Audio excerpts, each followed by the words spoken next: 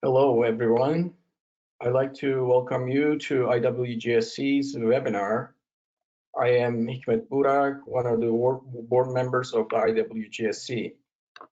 Today, we are joined by Dr. Liuling from Oklahoma State University, and who's going to talk about cloning yield gene in wheat. And before I get into the webinar, I'd like to give you some brief overview about the IWGSC. The International Wheat Genome Sequencing Consortium has 72 countries and then more than 3,400 members with the 10 sponsors, and about 1,000 institutes and companies are involved and joined by to the International Wheat Genome Sequencing Consortiums. And IWGSC sponsors is sponsored by Harvard Bioscience, ASF, Curio, and Florima Desprez, INRA, RAGT, Kansas Wheat, Syngenta, Illumina, and so on and so forth. And I'd like to acknowledge and thank all the sponsors that they are sponsoring IWGSC. Our vision is enhanced breeding through an increased understanding of the molecular basis of the traits and their allelic diversity.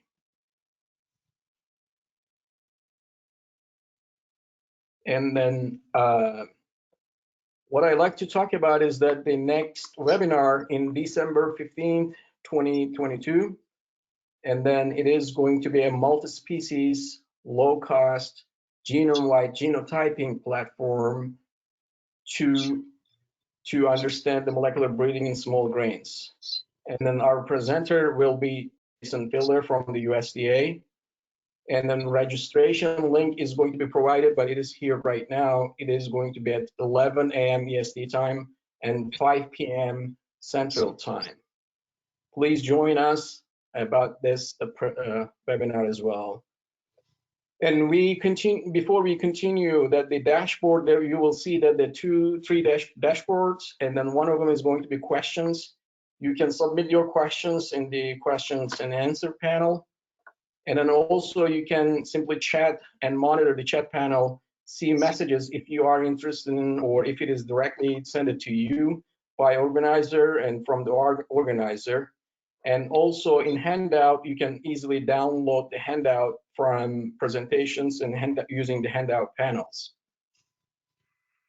And today, again, we're gonna talk about, or we're gonna listen Dr. Liuling from Oklahoma State University about the yield gene cloning in wheat and the future of the yield gene in wheat as well. And with that, I'd like to thank you for participation and look forward to hearing your questions about this presentation. Thank you, Kidman, for your introduction. And thanks everyone for your joining this webinar. I need to change something from here. Okay, here is the outline for what I'm going to talk about today. I will start with the wheat cap project. So we have a wheat cap project in US and what we did in Oklahoma. Then I will talk about the details, how we clone wheat yield genes. We mapped QTL and did fine mapping and cloned. After cloning, how we validate the gene function in the field. And finally, I will talk about what we will do on cloned yield gene in near future. So I started with the CAPA project. We had a CAPA project. The PI is George in UC Davis. So this project was very successful for many years. And it's not one project. I can say it's a CAPA 1 to CAPA 4. So what I show you here is a kappa 3. And we try to clone QTS we mapped in kappa 2. And this is the yield QTL. So how we measure wheat yield? So wheat yield consists of three three components. So spike per unit area, green number per spike. And excuse me, Dr. Yan, this is not working apparently. Ah, okay. There's some kind of delay. Sorry, you can continue. Sorry for interrupting. Okay, so green number per spike can be dissected into two subcomponents, spike little number and green number per spike. So what QTL we mapped in kappa 3. So like UC Davis, they focus on spike little number per spike. So QTL was located on 7A long arm. And the same trait that you can see 5A long arm, 1B short arm. So in Oklahoma, we mapped QTL for total green yield. So here is the QTL we mapped. Let's see detailed information for this QTL. So we used two local wind wheat caliber to make a DH population. And this population we used to map a different trait. So several years ago, we mapped one QTL for Hashing fly resistant gene. And last year, we published one paper in Nature Communication. We talk about heading data in this population. We mapped QTL and clone gene. And today I'm going to talk about the QTL for yield gene in this population. So we had a QTL here, and we phenotype this population for 2 years. So this QTL is huge. LOD can explain the 13% and 23% of total phenotypic variation. And my PhD student, Forrest Kahn, did this one. And because this is a huge QTL, new QTL, so we made F2, F3, F4 plants to screen 4,000 individual plants. And I try to narrow down QTL, found a new crossover. But unfortunately, finally, we found that this region had a low crossover. Then we just sequenced several genes, and thus to show unique sequence in this region. We developed a CRISPR mark, and I try to use this mark, transfer this QTL region to new wheat calibers. So we published this paper in Molecular Breeding in 2020.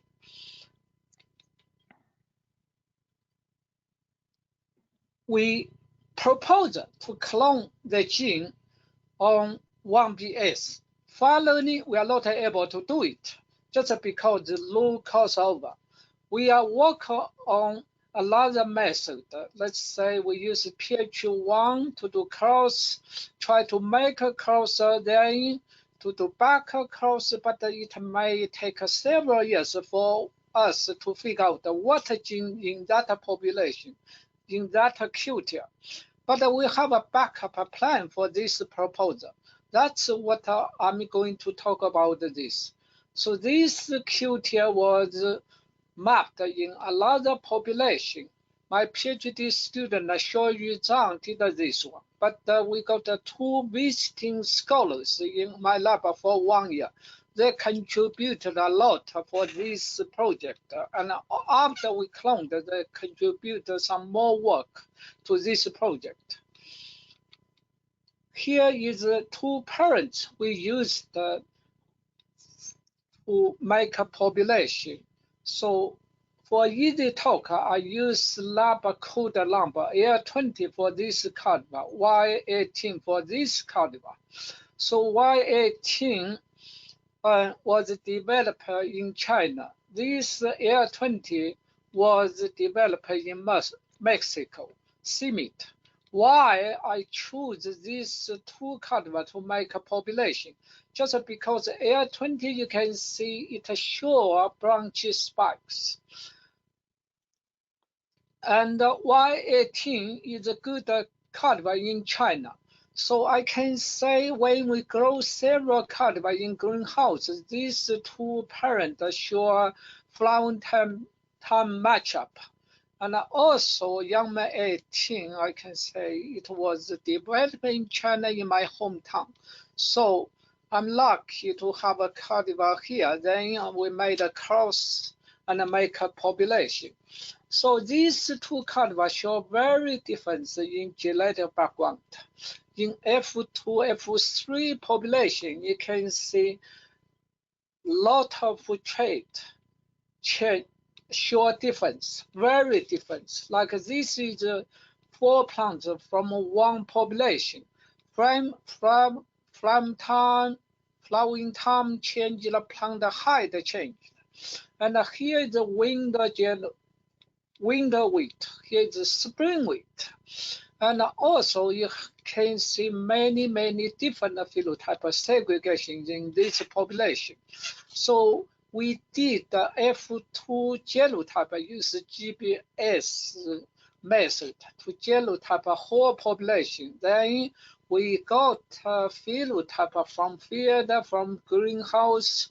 We mapped the 3 major criteria. First one was related to branch spike. We haven't got a hands to figure out what gene caused that phenotype. And the second criteria was the one that related, associated with Q gene on 5A. We found the spike length was associated with this gene. And we found the new alleles in Q5A gene. Then we did the gene editing work in Y18. You can see here is editing gene in Q5A in Y18. Progeny plant show very different in spike shape. And we just published this paper several months ago. And the third one will be this one. That's what I'm going to talk about today. So we mapped the one criteria for spikelets load number SNS. And this criteria was mapped on chromosome 7b long arm. LOD was very large, and this criteria can explain 43% of total phenotypic variation. And another point is these criteria show very difference between two alleles. And later on, we found this gene show dominancy effect. In many cases, once you found a criteria, you need to go to, let's say, same population to test the same population, different location, different years to validate the criteria. But we didn't go that way. We just go to find mapping directly. So we develop different marks for this criteria. PCR marker, CRISPR marker, and try to narrow down criteria. And here is detailed information for different lines, because as I mentioned earlier, so we did the genotype for F2 population. So F2 genotype may show some mess up for some mark, like H is here, so it shouldn't be H because it shows double crossover, some missing data. But most of genotype data should be trustable. You can see here is BBB, B genotype, then H genotype. So this crossover should be right one, should be real one. So we select 9 different plants to make population again to see how they show segregation in phenotype. And so one line F4 population shows 3:1 segregation ratio in plant the number of spikelets per spike. You can see here is A allele. A means AR20. B means Y18. So H shows very similar to A allele in phenotype. So this shows dominant allele. AR20 carry dominant allele, but Y18 carry recessive allele. So we use this population to make more plant and screen 1,857 individual plants to screen crossover. So we found 21 the plant show crossover. Here you can see crossover between these marks and 4 crossover here. So 1, 2, 3, 4, and show crossover in this region. So we select these 4 crossover, crossover, and do testing for next generation. And here are 21 recombinant plant. Here 7 plant carry A allele, 7 plant carry B allele, so 7 plant carry H allele. You can see very clear phenotype. So A is similar to H, but there are very significant higher than B allele plant. And here is the phenotype, show segregation. And for 4 critical recombinant line, we tested the phenotype and genotype again. So these 4 lines we used to clone gene. I would like to use 1 minute to show you details about how we clone this gene based on genotype and phenotype of these 4 lines. Let's use this one, 63, number 63. You have a crossover here, H and a B. This region are B. Here is H. And the phenotype show these all plants in the population show very similar in phenotype, and the genotype is here. So based on phenotype here, gene should be this site, this region, not link with H region. And here is A. And the phenotype show very similar in phenotype. And the gene should be here. Then for this plant, this population, you can see phenotype are very different, segregated. A is similar to H. Here is B. So based on this population, the gene should be H region. So from this above 3 population, gene should be this region. But for last one, phenotype are segregated here, and H is here. So based on this one, gene should be this region, but not B region. So from this 4 critical recombinant line, we made a conclusion. The gene should be between this crossover and this crossover. So here is 319 kb. That's what we found the genomic region that should have a candidate gene for this trait. And what gene in this candidate region? So based on Chinese Spring genomic sequence, you can see 2 genes are allocated in this region. One is 600. It encoded a CONSTANS-like gene.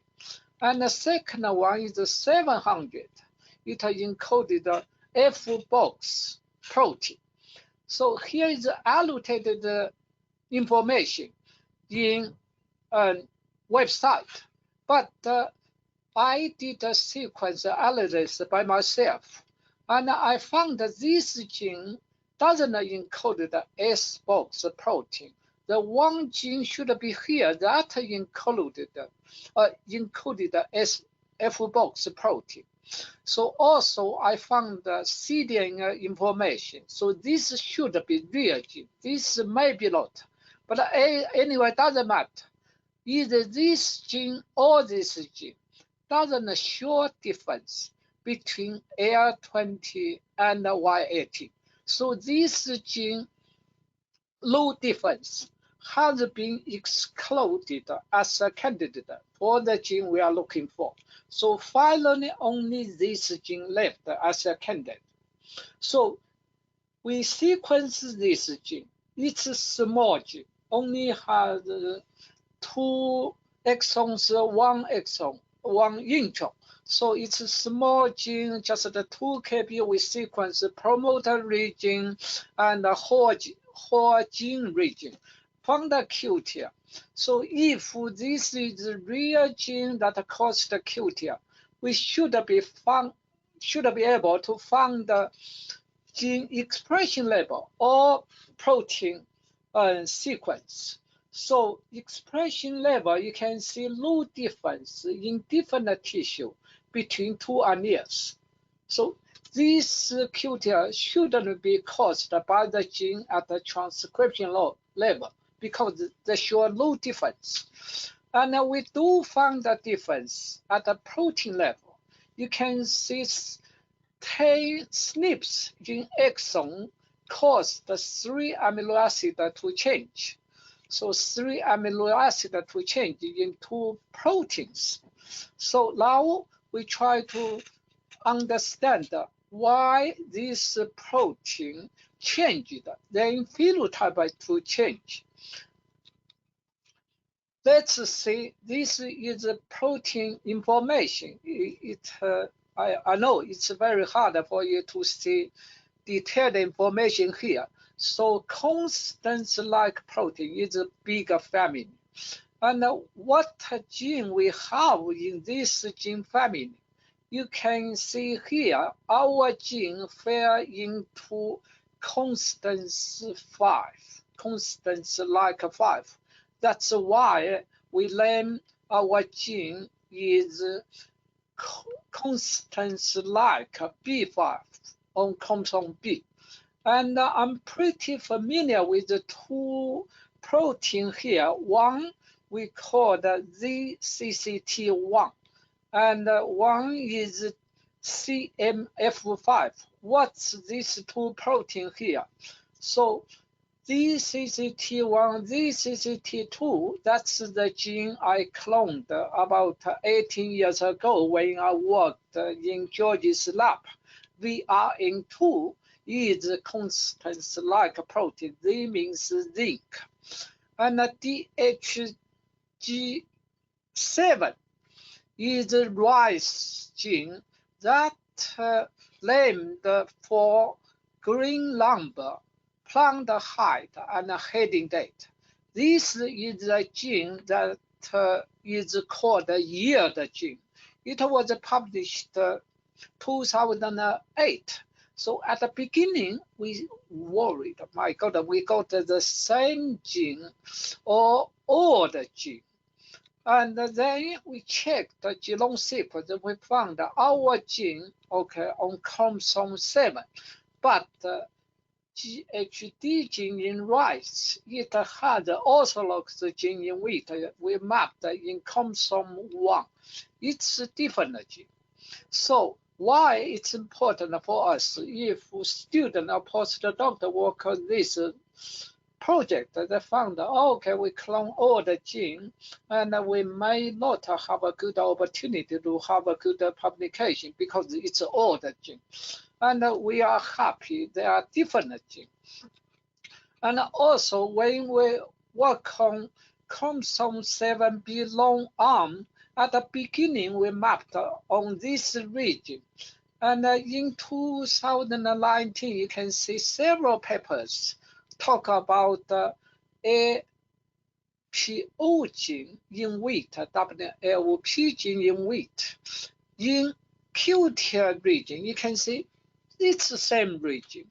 And it could be orthologue gene on chromosome 7b. But finally, we found that it's a different gene because our gene is far away from this gene. Finally, we concluded that the gene we cloned should be new gene. Then we started to do transgenic work. So we cloned cDNAs from AR20 and expressed in Y18. And we obtained 4 independent transgenic plants, different numbers for independent transgenic events. And we grew it in greenhouse. From very beginning, you can see phenotype changed. Here get earlier, many more telomeres, and from adult plant, it shows very clear segregation between positive plant and negative plant for different families. So spikelets number increased a lot, and the green number increased a lot, and the spike length you can say get much longer.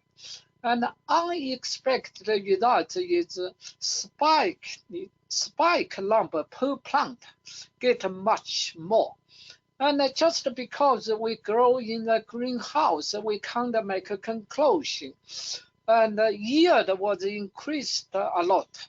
Even we saw plant productivity in greenhouse show very different. So here is a huge effect.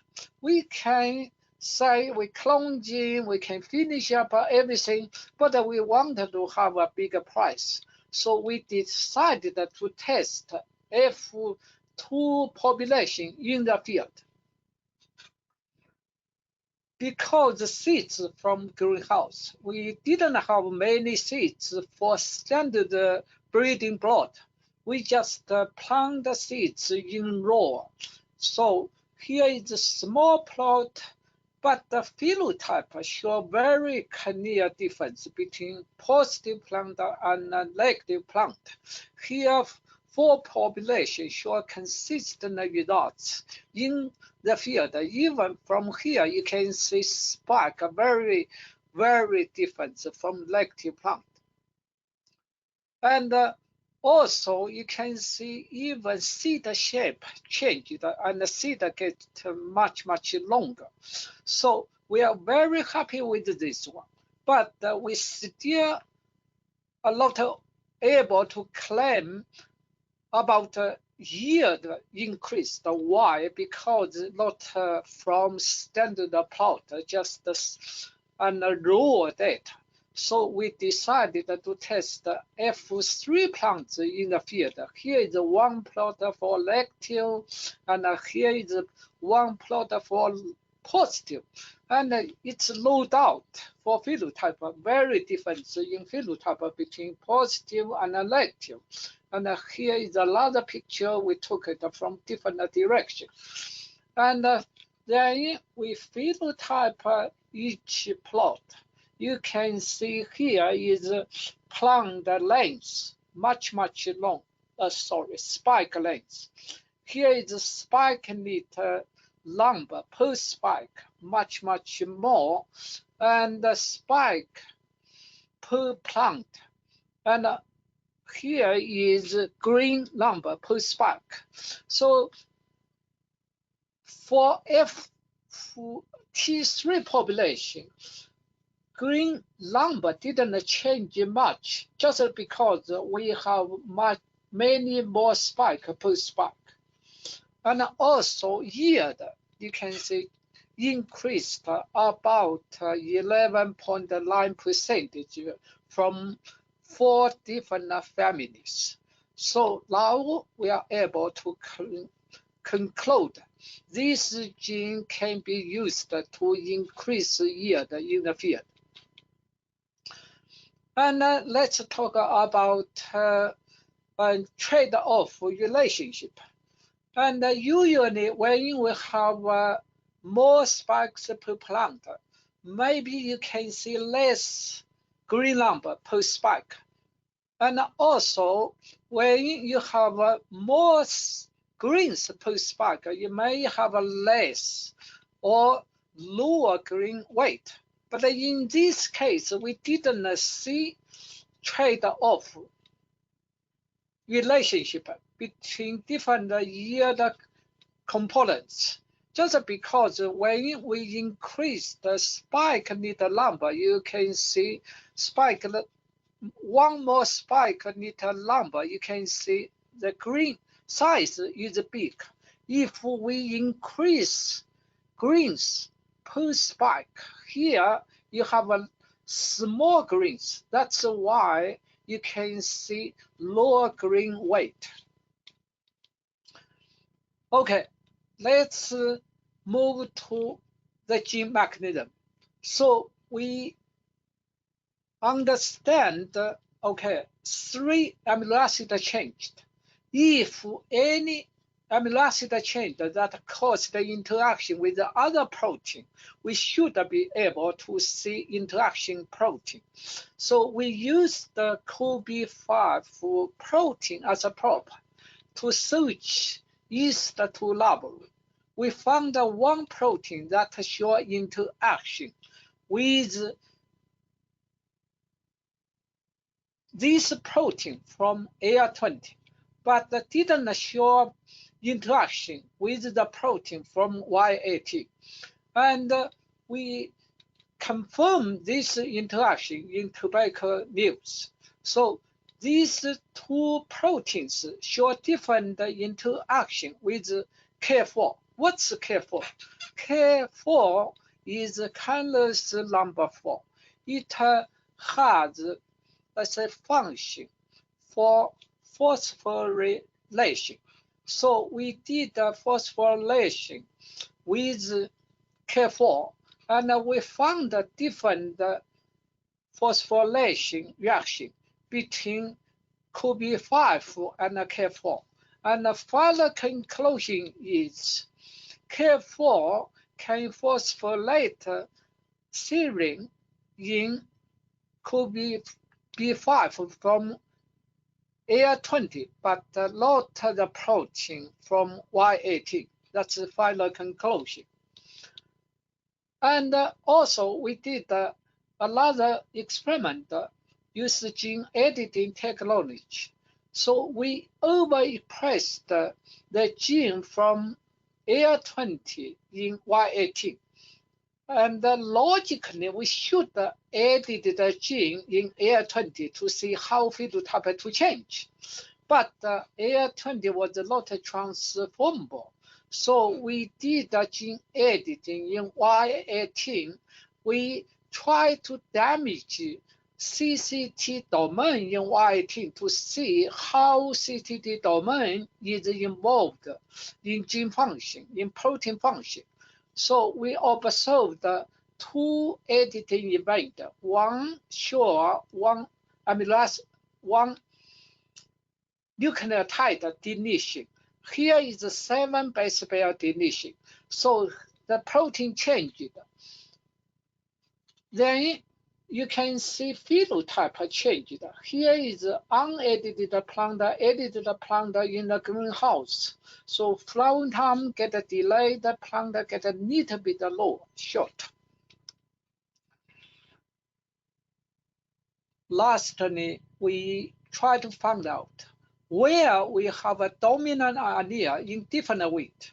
We cloned from AR20, and this is the common weight.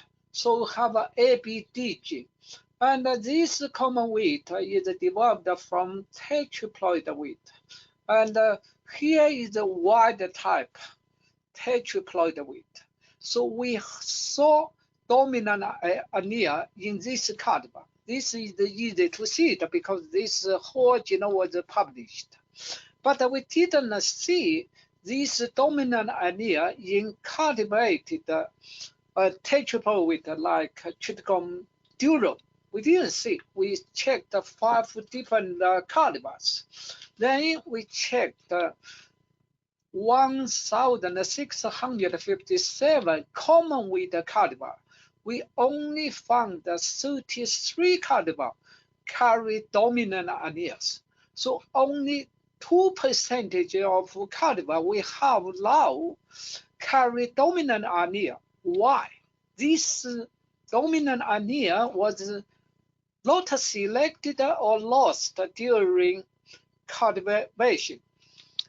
And where we have this dominant allele in wheat accession. So this AR20 was developed in CIMIT in Mexico, and we checked 53 cultivar there, but I found no cultivar carry dominant allele. Here is Australia 51, no dominant at all. And in US, in the, let's say 102 gene plasm we have in my lab, we found 4 cultivar that carry this dominant allele. So we have studied to transfer this dominant allele to in our breeding program.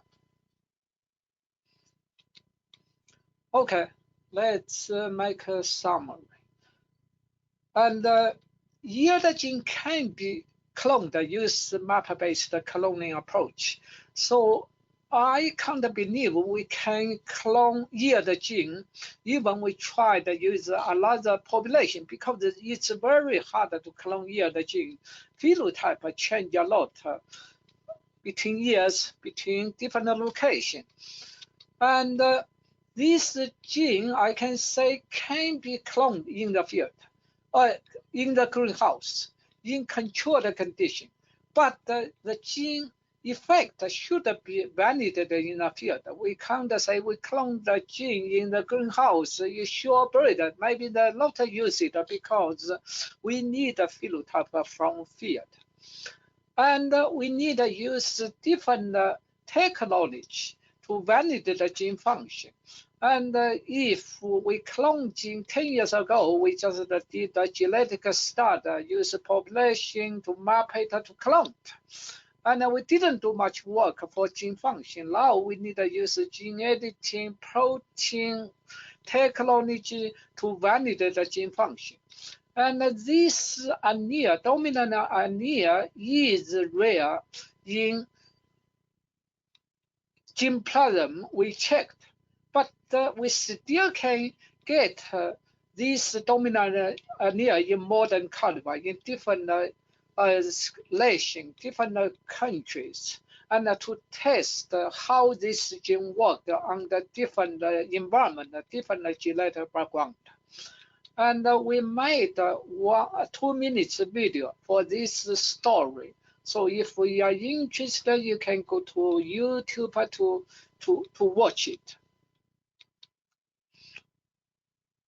Okay, let's show you a few slides to talk about what we will do in the future. So you can find one paper, perspective paper, about this gene. So Dr. Wehrman was talk about this gene. It could be tested in different plant species like maize, rice, or barley. But my lab focuses on wheat only. So if you work on different plant species, you can try to analyze the sequence to see how it works in different plant crops.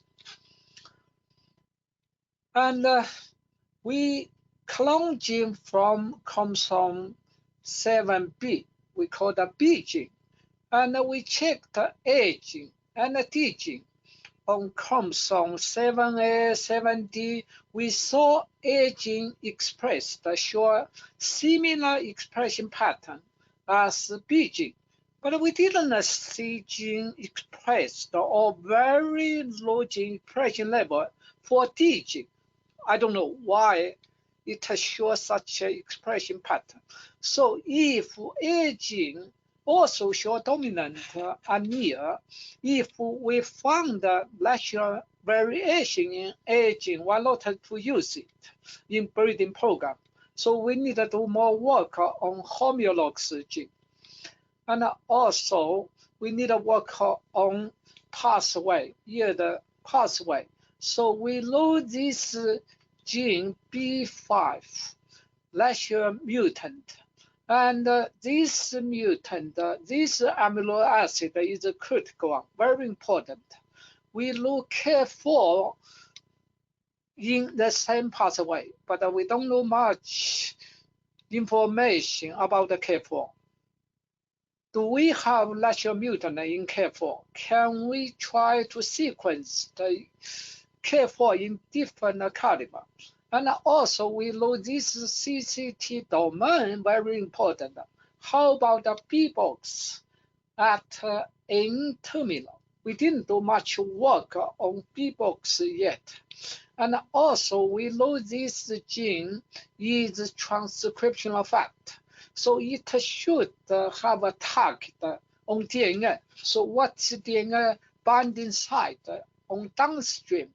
And also we tested in the field, but just a specific environment. So we don't know how environment changed, then gene function changed. And also planting data, plant density maybe also affect this gene function. So we need to test the different factors, how they affect this gene function. Finally, I would like to talk about the plant height. You can see when we got a dominant allele, plant height increased a lot. Maybe breeders don't like it very much, just because in past 60 years, since 1960, breeders focus on the dwarf gene RHD, green revolution gene, and try to get a plant short, semi-short, and get a high yield. So this may be a reason why dominant allele was not selected. But in rice, scientists has studied to make super rice. So Long Pingyuan is father of hybrid rice. He suggested that he had a dream to make super rice that may have a much higher plant. Even he dreamed to enjoy colonies under the rice. Here is a Hoxia, means under rice spike. So in the future, do we need to still keep to use RHD T1? Or when we use core B5, we can combine with IHT1, or we just get a higher plant, get a high yield. So this is the question for next generation. Finally, I would like to express my special thanks to scientists who sequence the wheat genome.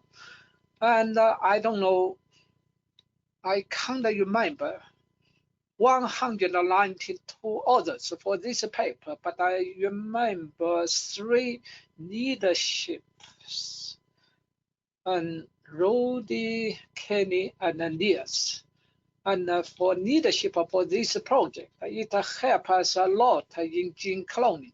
I still remember when I cloned the 3 vulneralization gene in UC Davis, VRN1, VRN2, VRN3. We used the P32 radioactive probe to search library, to fish out bug one by one, to do chromosome working step by step, to clone gene. It's a terrible job. It's a terrible work. So now for young scientists, for the student, postdoctoral, they work on gene cloning. They don't need to do any more work on chromosome work. So we should thank all scientists who sequence wheat genome. And I also like to express my special thanks to Dr. Carver. So I cloned gene. I made a lot of marks for cloned gene. And the purpose for me to clone gene is to use the inbreeding. So Dr. Carver used a lot gene mark cloned gene in his program. That's why we accelerated breeding in our cultivar. So we released so many cultivar these years. And my thanks also go to student, postdoctoral visiting scientists in my lab, also go to my collaborators. And this gene was cloned in my lab, but we get a lot of help from collaborators. And Q5 work was done in collaboration with Professor Ma in China. And here are current student postdoctoral my lab. Some former student postdoctoral lab contribute a lot to my talk today. And also, I appreciate professors from Hodges family. They provide professorship for me to do flexible project in past 10 years. And the grant we received from NIFA, from OCAST, from WHEAT Commission in Oklahoma. With that, I will stop here. I'm happy to answer any question if you have. Thank you very much. Thank you very much, Liuling, and it's a really nice presentation and a great story to hear about cloning some of the genes and some of your future prospects and then future vision. Hope to look forward to seeing you or seeing some of the results from you. And with that, I'll just start with the questions. There are a number of questions that they were asked, and I will start from the beginning. And the first question is that there's a publication by Chinese authors from 2021 that reports that a QTL on 7B enhances the wheat root system and nitrogen accumulation and yield in wheat. And the question is, did you look at the root systems of your recombinant lines, and any comments on if this might be the same or related QTL? I didn't see that publication when we wrote the paper. So I don't know any information about that publication. So I will check it, answer this question after webinar. So I will request the information about this publication from you after webinar, okay? Great, thank you. Well, in the meantime, I'd like to remind everyone that please if you don't have enough questions here, and Dr. Yang is going to answer right after the presentation, and we will make it available. Liuling, the second question is that Congratulations for the very nice work. And did you look at the profile for growth regulators? And also, did you look at the roots? We didn't check roots. And this gene show effect on many trait phenotype we checked. So I guess it may affect the roots. So roots maybe get deep, but I can't use my imagination to make any comment. So it's a good idea. We will try to check how roots changed. Maybe we can do collaboration with the person who raised this question if he or she is interested to do more work on roots. Thank you. And the third question is that, what is your plan for testing TA called B5 yield potential in diverse environments and diverse genetic backgrounds? Also, is there a potential for coordination with international wheat yield improvement efforts? Okay, it's a good question. It will be a lot of work. We just cloned this gene from AR20. We tested it on the Y18 background, only from one genetic background. So from F3, F4 population, we see, let's say we tested several populations. It's not all population in F4 show this gene effect. So it means this gene worked on some background, but not on the others. So we need to test this gene effect on the different background. How to test?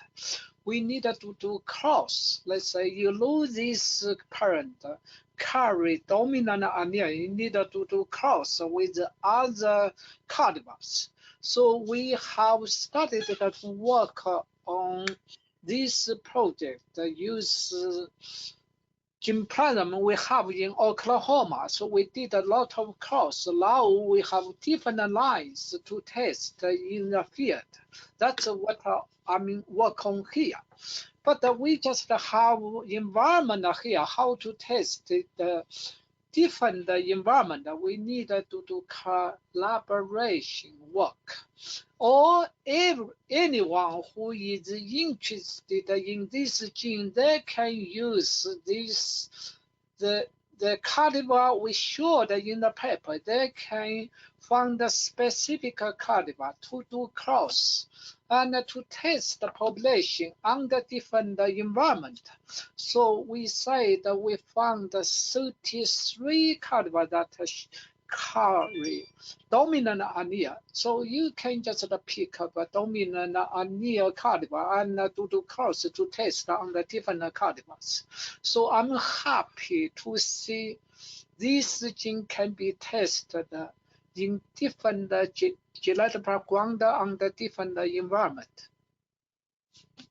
Okay, this is a good follow-up question. Is the dominant form with kinase phosphorylation site found in other homologues?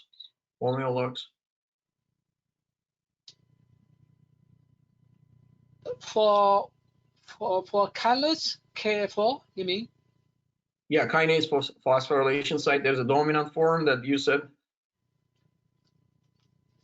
TK. K4, I didn't say Yeah, dominant. K4. Yeah. K4, I said, let's say it's upstream of this CoB5 protein. So it has sure function. Just in the case K4 sure less mutant, let's say one sure deletion, lost the function, then CoB5 protein will not have a function. So we need to check K4 sequence in different weight, just a sequence to see any natural mutant. Then we can test any function in K4. We haven't started the work on that one yet, but the K4 function have been reported in different plant species like Arabidopsis in rice. It has sure effects in heading data in flowering time. So the other one is that the gene is a transcription factor or a target gene. If the gene is a target gene, what is the regulatory gene? That's what the question is. Next question. Gene, okay. People usually call this gene is a transcription factor, and then don't talk about the protein. So all they talk about this protein is enzyme. They don't talk about the transcription factor. So maybe one gene, one protein have different function on different aspect. So CoB5 is transcription factor, but it has sure interaction with K4. So downstream DNA binding site, we don't know yet. That's what we are going to do. We have been working on this one. So we consider it is transcription factor. But also we still consider it may have interaction with other protein, because when we screen histology library, we saw some more protein that show interaction, but we haven't worked out yet. So it's very hard to conclude, okay, this is transcription factor. We should be able to find the DNA motif that binding with this fact. So we need to do more work. So before we have results, I am not able to make too many comments about this question. Great, thank you so much. And I have a couple more, and then we'll just wrap up this session. And how many centimeters of the plant height can be increased by the CoB5? And is it possible to access these materials by having this gene? How many centimeter? So centimeter. So it's about 15 to 20 centimeter higher in positive plant than negative plant when we tested in the field. In the greenhouse, and it's similar. But when you use natural mutant to test it in the field, that didn't increase so much. And also I say that depends on which F4 population you tested in the greenhouse in the field. So it increased a lot. So if breeders concerned about the plant height, we may not use it now only for this gene. We can combine with this gene and with RHT or any other plant height gene, and get like RHT8, RHB1, RHTD1 to reduce plant height. So it's not something I just encourage everyone use this gene we cloned. We need to be careful before we see significant effect on green yield and the specific environment. Then we can use it. So we need to do more work. Great. Well, Liuling, thank you so much. And then there are a couple of comments that I believe that you will have those comments, and that we are working on Root QTL, which they can collaborate with you as well. Sorry, and, I didn't hear believe you that very we'll well. have, Can you repeat your question? I didn't hear very well. Oh, I think that's it. I mean, there's no more questions. It's just rather that the comments that they put, and Roberto Tuberosa from Italy, that he said he's working on the root QTL and then he's willing to collaborate with you and he's will contact you. And there's one paper that they shared with you and you might want to check and we will send you the information anyways. Well, thank you so much for giving a nice story about the cloning the yield QTL. And I'd like to pass along my thanks to all the participants as well. And we look forward to seeing you for the next webinar as we talked about it. And look forward to see you in that next webinar. And thanks a lot, Liuling, and thanks to everybody that everyone that who joined to webinar. And thank you. Bye-bye. Thank you. Bye-bye.